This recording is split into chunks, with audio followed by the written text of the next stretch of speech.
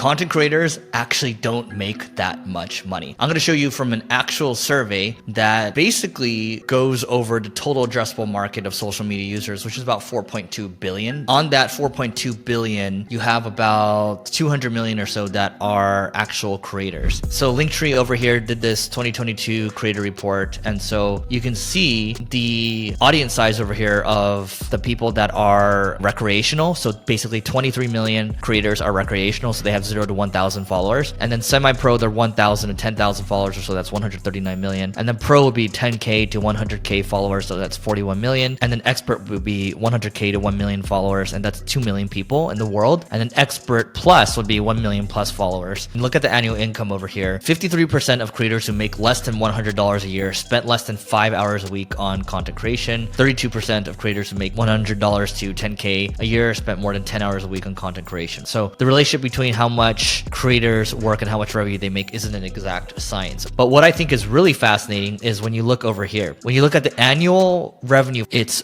12% of full-time creators make over $50,000. So that would be maybe the median salary in the United States. And then 46% of full-time creators make under $1,000. So that's a lot of people of the creator bunch that are making less than $1,000 full-time, and only 12% to make basically like a median salary. So really it's the top 1% or so that are generating the outsized returns here, the famous people that you're seeing on YouTube. And so it just goes to show that whatever arena that you choose to specialize in, you have to be the best of the best. Who do you see on TV when you watch basketball? You see the best players, right? The LeBron James, Steph Curry. Same thing with the football players like Tom Brady, because he's a 7-time Super Bowl champion. So the best stand out because the people want to be the best and the people envy the best. And so what this dispels is the whole idea around, hey, it's really easy to be a creator. It's hard. It's just like when your parents used to worry about you wanting to be a movie star, an actor, for example. It's just the statistics aren't in your favor. It's not saying don't do it, but I think it's really important to understand that most creators don't make a lot of money. And so for part-time creators, 3% of part-time creators make over 50K, and then 68% of part-time creators make under 1K. Beginner creators and monetization. When people first dip their toes into the creator economy, they struggle to monetize. So it just shows 59% of beginner creators haven't monetized yet, 6% of beginner creators have over 10K, and then 35% have monetized but earn below what can be considered a livable income. Okay, interesting. You know the numbers now. Let's take a look at the reported stress levels here. So the light green would be full-time creators, and then the dark would be part-time creators. All right, it's kind of the same stress levels here. So creator reported stress levels. Creators say they feel stressed regardless of income,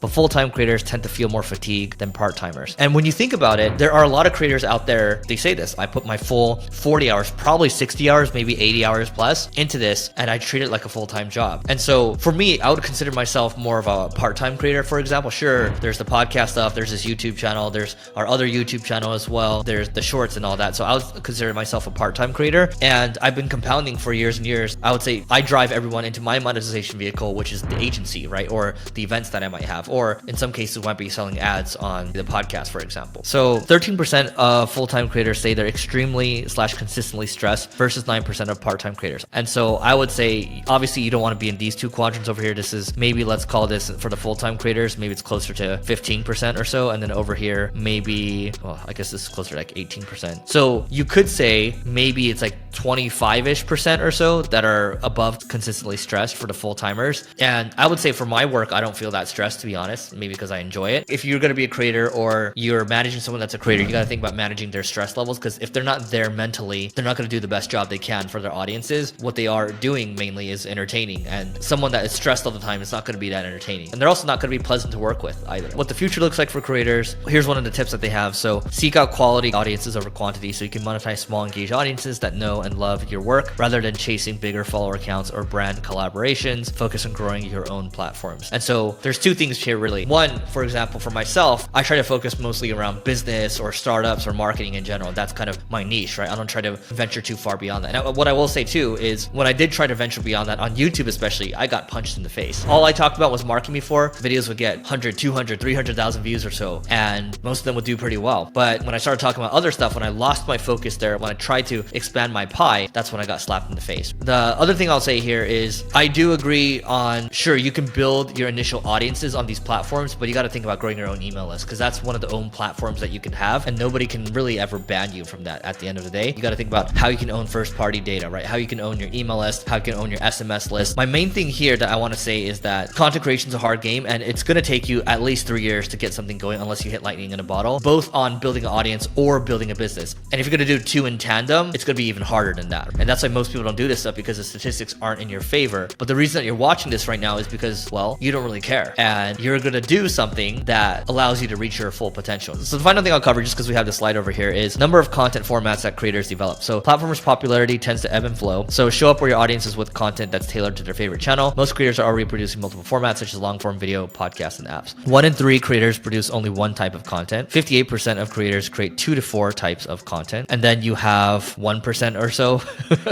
that produce 7 times or more. And if I think about it, I guess I'm in this arena over here. I would just say, look, if you're starting out, just focus on one, get that one right, and then move into other channels. So that's all it is at the end of the day. And if you want to check out the behind the scenes video where I kind of talk about the YouTube event where Graham Stephan was there, Sam and Colby, Rampage, the poker player, handful of other people, and you can just check out the video over there. Don't forget to rate, review, and subscribe. Definitely subscribe, hit the like button. It helps us a lot. And yeah, we're going to bring this channel back to the top again. That's what we're going to do. Catch you later.